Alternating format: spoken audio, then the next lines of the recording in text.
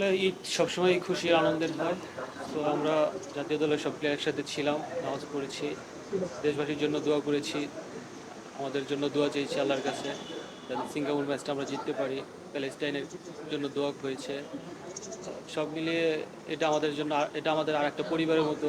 তো খুবই ভালো সময় কাটছে এবং স্পেশালি ঈদ নিয়ে আমরা যেহেতু একটা ন্যাশনাল ক্যাম্পে আছি, তো আমাদের একটা দায়বদ্ধতা আছে, দায়িত্ব আছে দেশের প্রতি। তো ওইরকম খুব একটা কোচ আমাদের জন্য কিছু রাখে না, বাট 2টা পর্যন্ত ফ্রি রাখছে, যদি কেউ ফ্যামিলি নিয়ে বাইরে যেতে চায় বা কারো ফ্যামিলি যদি হোটেলে আসে তো সেই সময়টা কাটাইতে পারে নিজের মতো। অবশ্যই এটা তো আমরা দেশের জন্য ফ্যামিলি থেকে দূরে আছি, যদি এটা আর একটা ফ্যামিলি, এই স্যাক্রিফাইসটা আমরা করছি সিঙ্গাপুর ম্যাচকে কেন্দ্র করে দেশবাসীকে যাতে আমরা ওই জয়টা উপহার দিতে পারি।